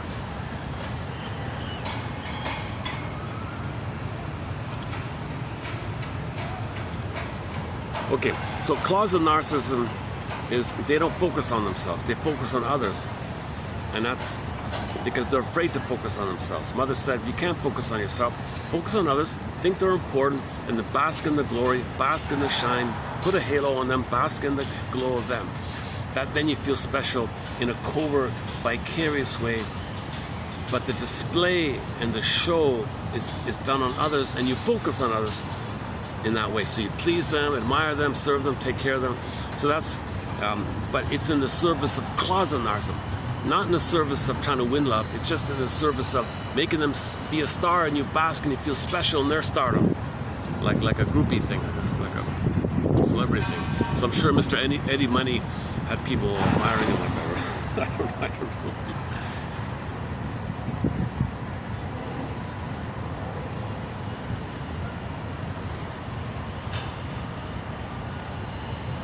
Okay, so in this example, he would continually give her these mirroring interpretations of narcissistic vulnerability. Again, she would pick up on it and do it for herself, and then she started to heal because she internalized the shrink's thinking, and she shrunk, and then she started to think like a shrink.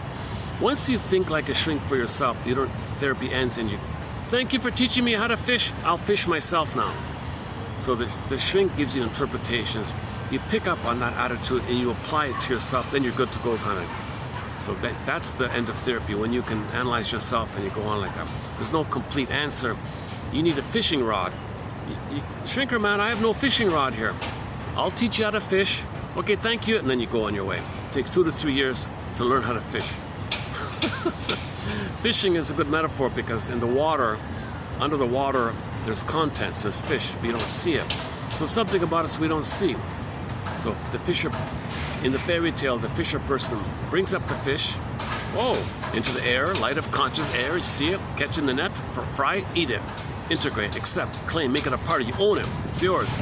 Unknown, repressed, find it, put it in the air, catch it, eat it, integrate it. So the fishing metaphor, make the unconscious conscious. Similar to Snow White, the dwarves were miners. They went down, brought up the gems, brought it up, gave it to her. So you want to make the carrots, rampions, something under the dark, bring it back to the light of conscious. Make the unconscious conscious. So therapy is about the shrink teaching how to be a fisher person. A common image is the duck, because the duck can go in the water, fly in the air, and walk on land.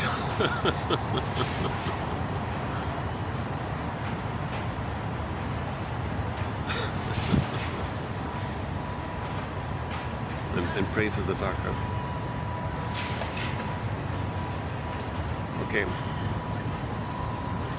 Okay, the next one's here. I'm starting to see the kids come out from their schooling. I usually want to leave when the kids finish their school. So maybe I'll start to wind down here and head out. What is it, 4:30?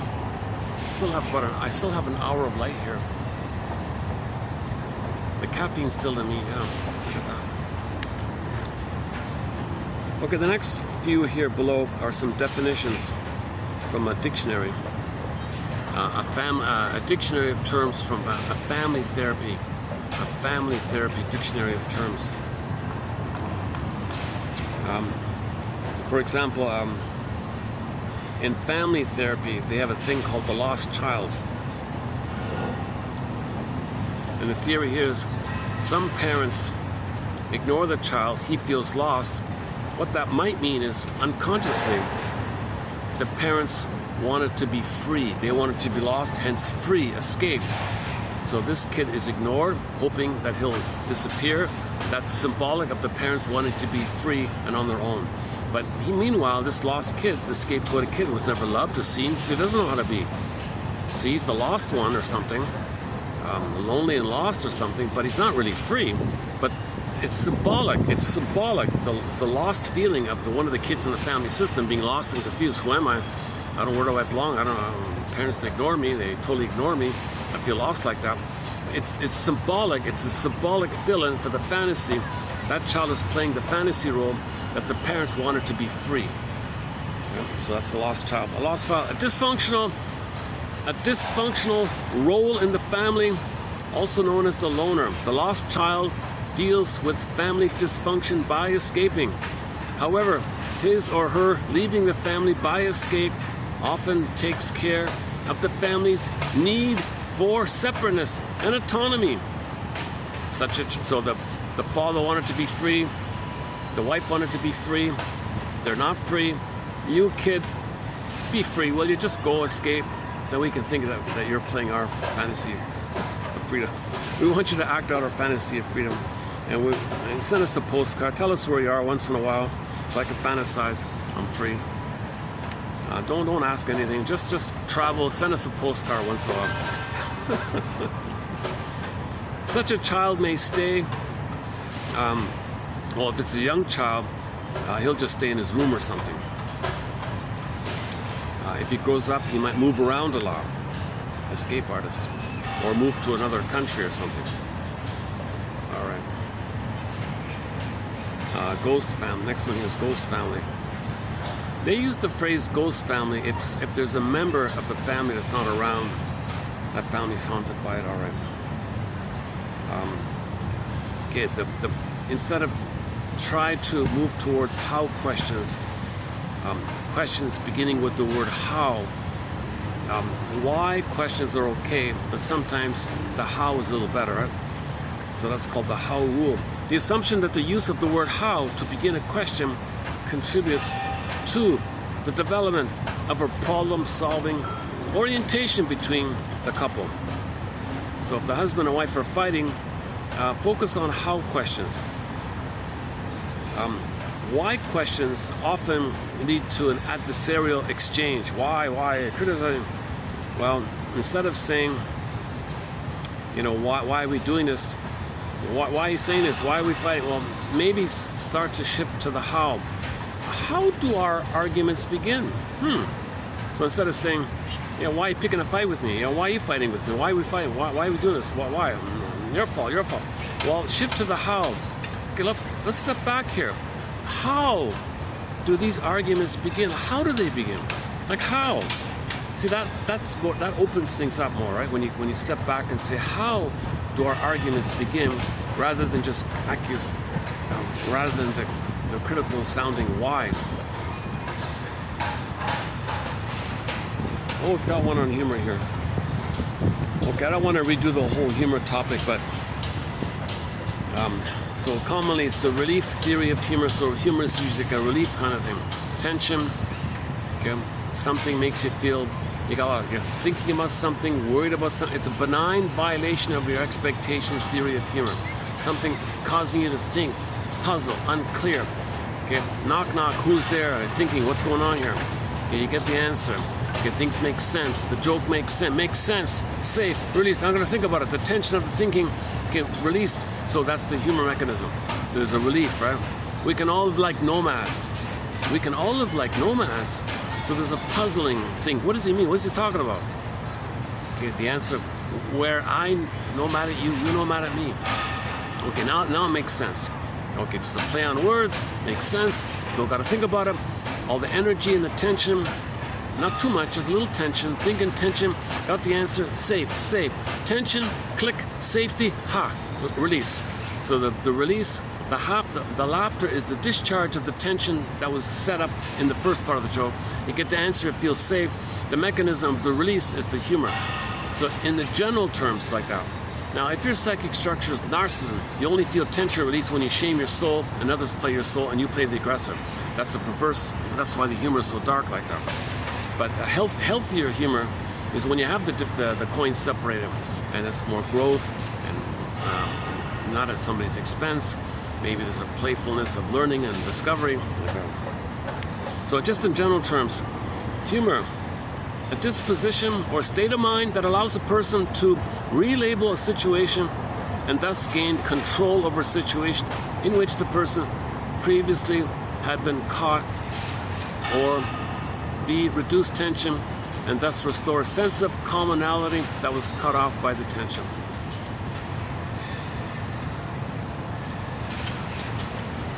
Yeah, maybe that's not one of the better ones, but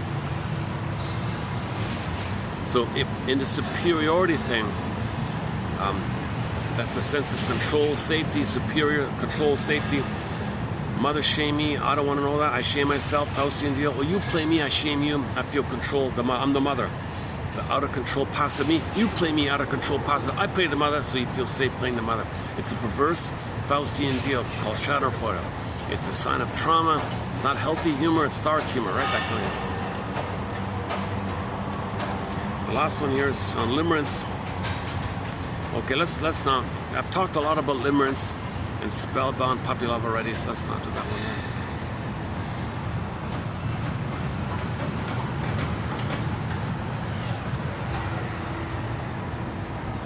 Yeah, okay, maybe I'll just wrap it up for today. Okay, I'll make this a shorter video here today.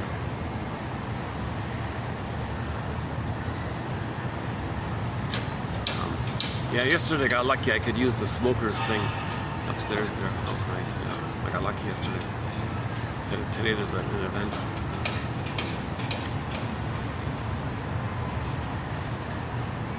Should we just play that song again? Fanny Walked the Earth.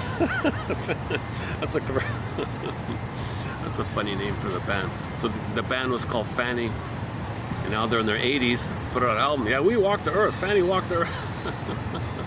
It's a fun little thing.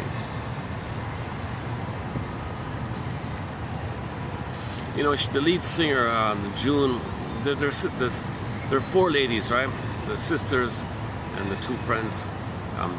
The sisters, one of them was kind of the prettier one. They said they wanted to make her like a Marilyn Monroe. They wanted to sexualize her. Oh no, don't do that to me. So they cut her. They cut them off. So the band ended because she didn't agree to this kind of thing. So they had 4 albums,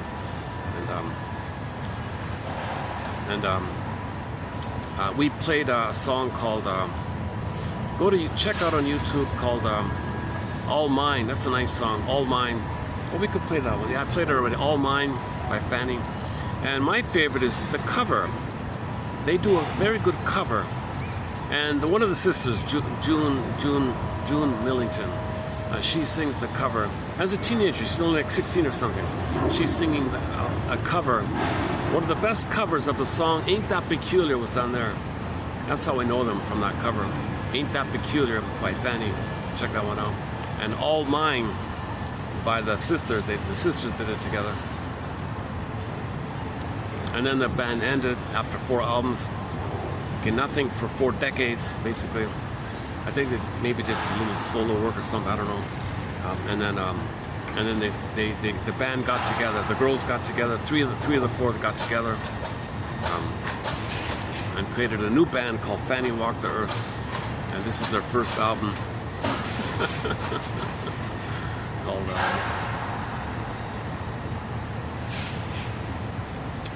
Fanny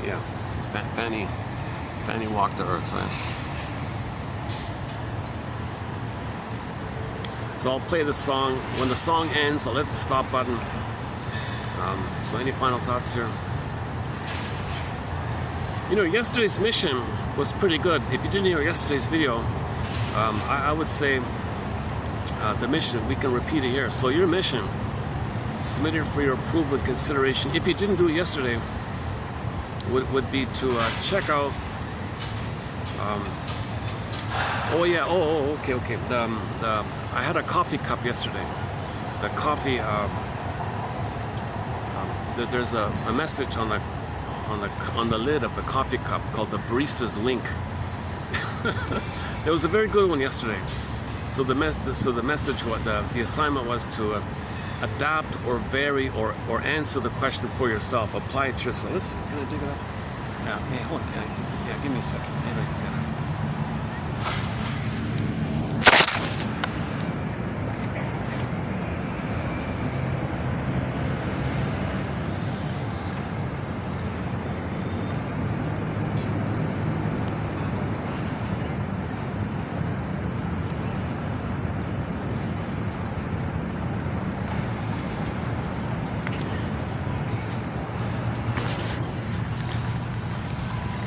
Yeah, I saved it. So this is one of the best messages I ever found on a tea bag tab or a in a fortune cookie message. This one here. So bury this for yourself. Let's see. Does it show up here? Can you see it?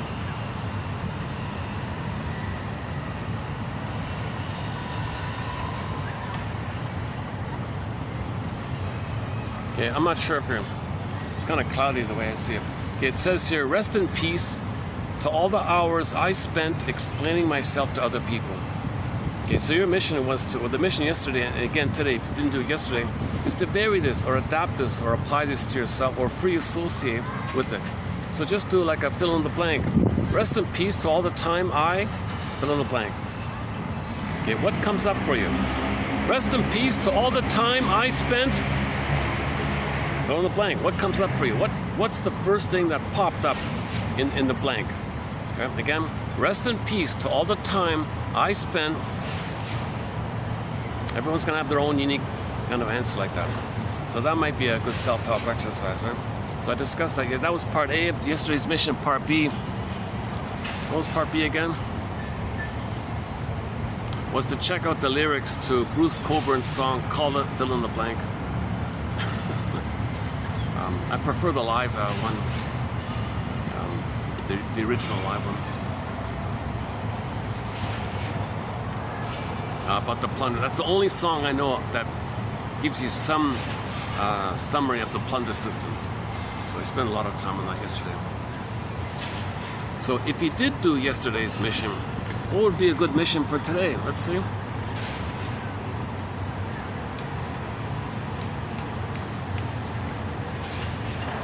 Well, we played those songs by Eddie Money, right? 2 Tickets to Paradise. Well, no, okay, notice that. Notice this dynamic. That there's relief when there's tension. That's kind of obvious, right? What about this song here? What's this one again? Lured Away. Oh, okay, Lured Away. Okay, notice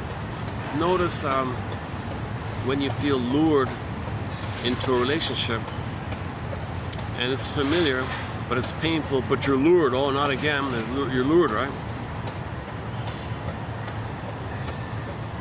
So that's the hope for a better past.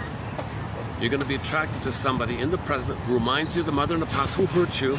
That's the allurement of a first sight, spellbound. Wow, look at that. I feel like I've known you all my life kind of thing. Just saw you for 1 second. Well, that's the triggering of the wiring, and you want to pick up where you left off in your development. So now the mother's there again. Now the wiring is up. That's the blissful place, but the bliss didn't finish. So now you're in the honeymoon phase, hoping to finish the symbiotic phase. But the person in the present isn't a mother in the past. But you fall in love, hoping to change the past, get mother's love in the past. That's the allurement idea. The allurement, right? The spellbound is like a huge allurement kind of thing. So that's also known as limerence. Okay, so read the quote in this video below on limerence. I didn't read it. Limerence. So yeah, that'd be your mission. Okay, so read the thing on limerence in this video below. Yeah, so read about limerence below. If you did yesterday's mission, then today's one would be read the quote about limerence below, or better yet, read all the quotes below. And on the last one on limerence, notice how it's linked to this song here. For the love of narrative medicine. May the psychoanalytic force be with you. May the psychoanalytic force be with you. The comedian Steve Behrman likes to say, may the farce be with you. He means comedy. May comedy be with you. May like healing comedy. where you interrupt either or and find both and. Okay, may that kind of comedy help you.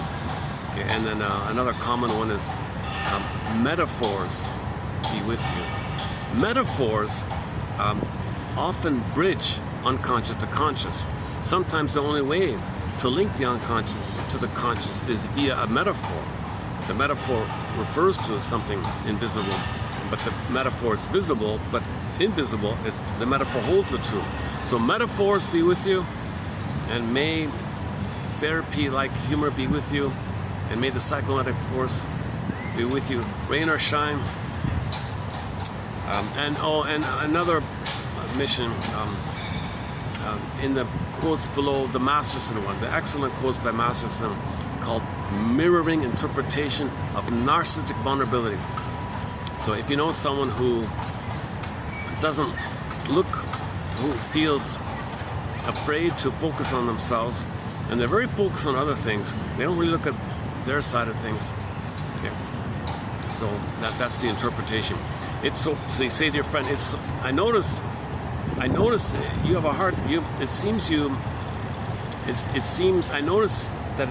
appears to me, I'm not sure, but it feels to me, it seems to me, you're not really focusing on what's going on with how you feel. And what you do then to make yourself feel better is to be very focused on the coupons and the sale in the newspaper, instead of focusing, you're focused on the next sale or something. You're focused on outer things. You're not looking at yourself like that.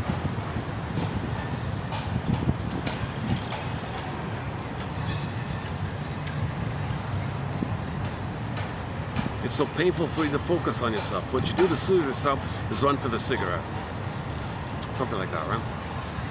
So this is Masterson's axiom. Self-activation triggers abandonment depression, which leads to defense. Okay. So let's, they fixed the pyramid here. They fixed the triangle. So self-activation, the gold part at the top, something real from the gold, your real self, your true self. Self-activate, you want to come from the real self-activation. Focus on yourself. What do you really feel? Self-activation. I want to heal something. I want self-activation. Truth, looking for your inner truth, inner honesty. Okay. Coming from the real self perspective of your authentic self, something in that area, that's the gold part. The moment you do that, okay, that triggers the points. Okay, it's going to trigger the abandonment depression. Okay, all the painful feelings that you experience with mother's abandonment and all that, mother criticizing you. And then when you feel a lot of pain from the past, it comes to you through the body called anxiety, massive anxiety. So whenever there's anxiety, you do defense. Okay, the other point, you do something to push away the pain. So it's so painful for you to focus on yourself. Right?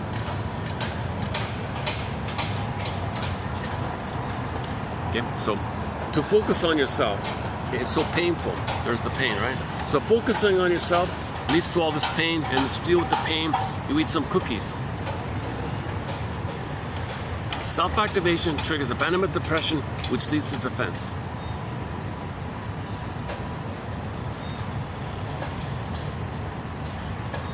Think about relationships. I'm gonna trust. I'm gonna have faith in you and trust you. Oh, wait a minute. Last time I trusted my mother, she hurt me. That brings up those feelings. So how to deal with it? Well, I'm gonna say you're no good. So self-activation triggers the painful feelings in the past. Then you deal with it by devaluing them. You're no good. I don't believe you.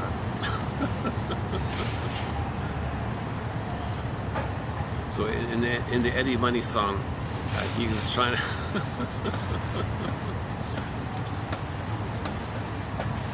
he was trying to maybe over charm her, or overpower her, or over persuade her. Baby, hold on, just hold on, everything will be okay. No, you're not really serious, are you? Oh, who told that? Just rumors. No.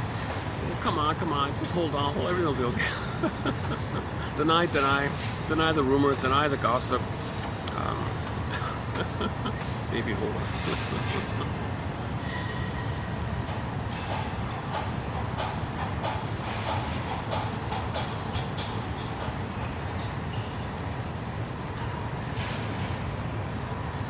I don't know anything about that singer, but if he suddenly made a lot of money with that one album, Man, oh man. Man, oh man. Buy a ticket to paradise. He should have bought a ticket to paradise. Went to see a shrink.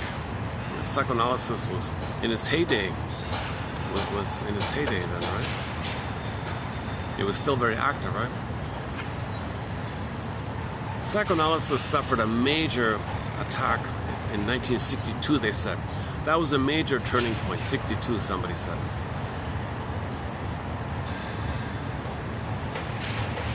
But the 50s was the glory days of psychoanalysis. Okay, get the comic psychoanalysis. 1955 comic psychoanalysis. Dark Horse Publishing publishes it now. They published a complete run, the whole set, the whole bundle. It's four episodes. It's 4 issues bundled up together, a complete run in one book. So hardback and digital version.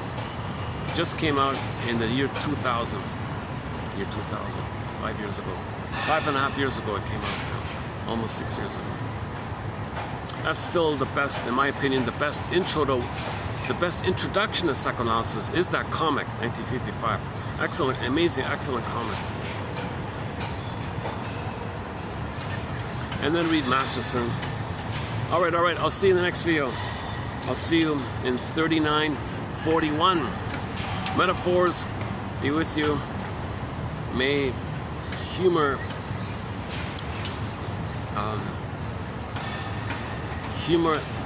not at anybody's expense. May that kind of humor be with you. And may the psychoanalytic spirit or mindset or attitude be with you. And I'll see you in 3941. Thanks very much. When the song ends, I'll just hit the stop button.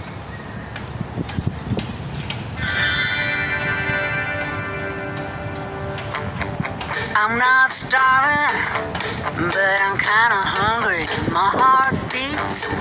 I'm not exactly dying. Kinda living is kinda dying.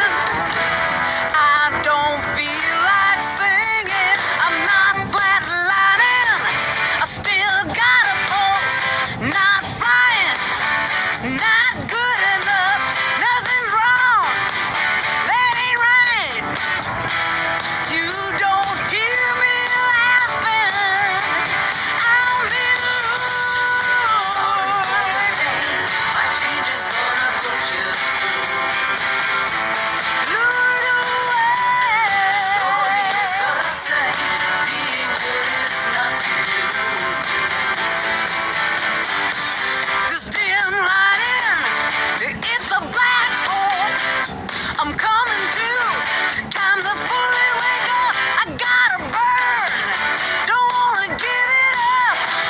Maybe I'll start sleeping at night. It's fucking scary. I kinda like this. Nothing is normal. No problem with that. Got all these questions. I really like that. Now I feel like singing. I've been lured, yeah. Change on you. Lured away. Sorry for my change, but what it's gonna do to you. I've been lured. I'm taking all lured. There's nothing that you did or didn't do. Lured away. Now everything is changed. 'Cause I've been lured, yeah. I'm not starving. I'm still kinda